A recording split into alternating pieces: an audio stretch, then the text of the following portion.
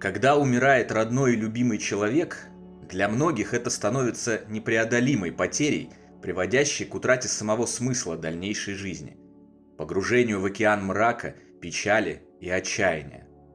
Но истина состоит в том, что это лишь одна точка зрения на данное событие. Сейчас я покажу вам иную точку обзора, с которой можно посмотреть на эту ситуацию, и вы убедитесь, что на самом деле все не так уж плохо и даже хорошо. Когда всего в 22 года земной мир покинул мой самый родной и любимый человек, уже знакомый вам Даня, я, как и многие, кто теряет близких, оказался в бездне горя и отчаяния. Я не мог понять, как такое могло произойти. Задавался вопросами смысла жизни, отказывался принимать то, что подобное может случиться в мире, где есть хоть капля справедливости. Так может и нет даже этой капли? Со временем я обнаружил и смысл, и справедливость. Я увидел их и с точки зрения собственных задач Дани, ради которых он пришел в этот мир и так рано покинул его. Я увидел их и с точки зрения других бессмертных душ, которые вплетены в историю нашей семьи. Я также осознал, что на протяжении многих лет Даня каким-то образом интуитивно знал о своей судьбе. Это выражалось в его частых предсказаниях его смерти в молодости с самого детства, о которых мы еще обязательно поговорим подробнее позже, в других видео. А значит, как минимум многое, если не все из того, что произошло, несомненно произошло так, как и должно было произойти, согласно изначальному плану и утвержденным совместно решениям. Сейчас я могу сказать, что благодаря моим длительным изысканиям и исследованиям потустороннего мира у меня не осталось вопросов. И я полностью понимаю, почему все произошло именно так, как произошло, и даже твердо догадываюсь, к чему это ведет, как меня, так и других людей, тесно связанных с Даней на нашем земном пути. Но мне открылась и еще одна важная часть понимания, зачем все случилось именно так и почему все это к лучшему. Я хочу поделиться этим пониманием с вами, потому что знаю, что это обязательно принесет утешение в израненные утратой родных и любимых сердца. Любовь – это самая большая ценность во Вселенной и самая огромная награда для любого живущего на Земле. Обрести любовь в этом тяжелом и суровом мире испытаний, трудностей и страданий значит получить великое счастье и возможность пройти испытания эффективнее, с дополнительной помощью и поддержкой не только из духовного мира, но и из мира физического. Неважно, к кому эта любовь – к мужу, жене, девушке, парню, сыну, дочери, брату, сестре, маме, папе, бабушке, дяде, тете, племяннику, дедушке или другу. Если она истинная и настоящая, это всегда величайшая из возможных награда, помощь и крылья за спиной, позволяющие летать даже в этом физическом мире, нарушая все его ограничивающие и сдерживающие нас законы. С другой стороны, физический мир устроен так, что все в нем тленно и недолговечно. Все в нем смертно, включая и наши телесные оболочки, ставшие временным домом для наших бессмертных душ.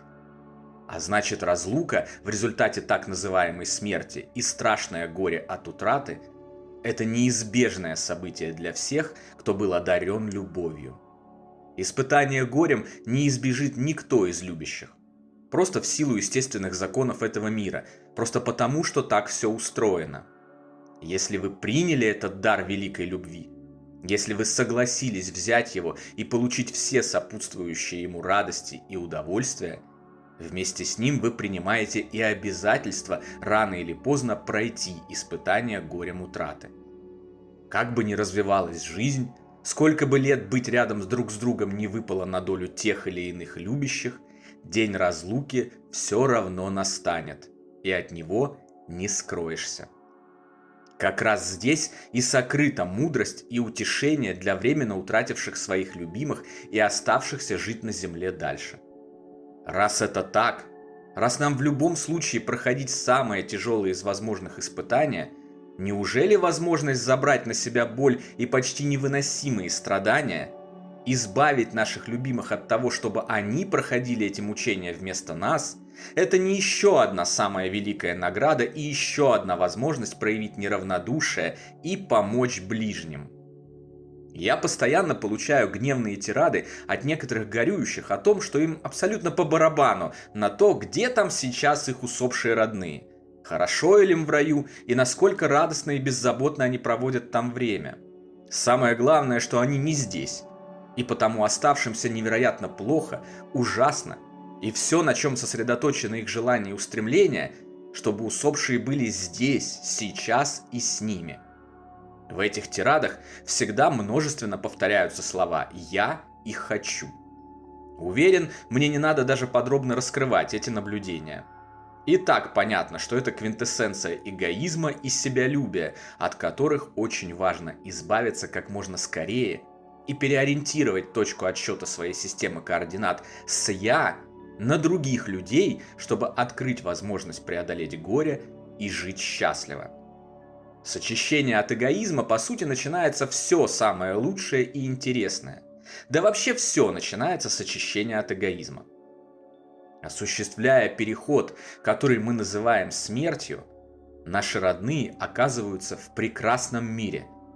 Они узнают, что смерть – это не конец. Они понимают, что наше воссоединение неизбежно. Они избавляются от боли, страданий и мучений, последствий болезней и увечий, становятся молодыми и здоровыми. Они получают возможность реализовать все, чего они были лишены на земле. Они счастливы. Если спросить меня, на мой взгляд, это и есть самое главное, что моим любимым хорошо, а я могу и потерпеть, не развалюсь. За свою жизнь я схоронил почти всех своих родных и близких, включая Даню. Хотел бы я, чтобы они проходили это тяжелейшее испытание горя, отчаяния и страдания? Конечно же нет. Да, мне было непросто, а порою невероятно тяжело. Но сейчас я очень рад, что могу взять эту боль на себя, пройти это испытание, закалиться и стать сильнее, пока они радостно, весело и счастливо проводят время на той стороне и ждут моего прибытия. Даня в земной жизни был очень чувствительным и эмоциональным мальчиком. Он все пропускал через себя. Очень близко к сердцу принимал любые несправедливости этого мира. Войны, жестокость, акты агрессии, насилие, беды и страдания своих близких. Глядя на все это, он не понимал, почему это происходит. Зачем люди так поступают друг с другом? Являясь обладателем поистине светлой и развитой души, он никогда не мог оставаться равнодушным. Никак не мог взять это в толк и оттого страдал. Когда умер его дедушка, как и моя мама, включившая механизм самоуничтожения и сгубивший себя, Даня рыдал так, как никогда в жизни. Мне страшно даже представить, какие страдания и мучения выпали бы на его долю, если бы я или его мама ушли на тот свет вперед него. Не уверен, что он смог бы пройти это испытание и не повредить свою бесценную, светлую душу. Мне же это испытание оказалось по силам. И не только по силам, оно еще и повысило мой духовный уровень, сделало меня сильнее и умнее, позволило оказать помощь другим людям. Стало очевидно, что моя душа в этом нуждалась, и как бы ни было тяжело, ей было по силам это выдержать. Такое избитое и клишированное выражение «нам не посылают испытаний, которые мы не способны пройти», на самом деле оказалось истиной. А самое глубокое горе – это всегда возможность духовного роста и путь к развитию. Сегодня я горд, что смог избавить своих родных от боли, горя и страданий по моему уходу, если бы он случился раньше их ухода. Я взял эти мучения на себя и уверенно прохожу их, обретая мудрость и необходимые мне знания. Делюсь этим с другими, пока мои любимые веселятся, беззаботно проводят время и занимаются интересной, полезной деятельностью на той стороне, и это чувствуется каждый день, помогают мне пройти, что называется, на максималках. Как вы помните, я совершенно обычный, среднестатистический человек. Я не делаю ничего выдающегося, уникального или особенного. Все, что доступно мне, доступно и всем остальным. Все, что могу я, может и любой другой житель нашей планеты. Вы, проходящие через утрату своих родных, близких и любимых, все герои. Величественные, храбрые и смелые души, избавившие от страданий других и взявшие их на себя. Заслуги ваши на этом пути невозможно переоценить. Трудно вообразить более великий акт добра, более огромную жертву, более яркий пример проявления любви к ближнему. Не забывайте об этом и всегда смотрите не только на смерть любимых, но и на любую другую ситуацию с правильной точки обзора. Время на Земле летит быстро.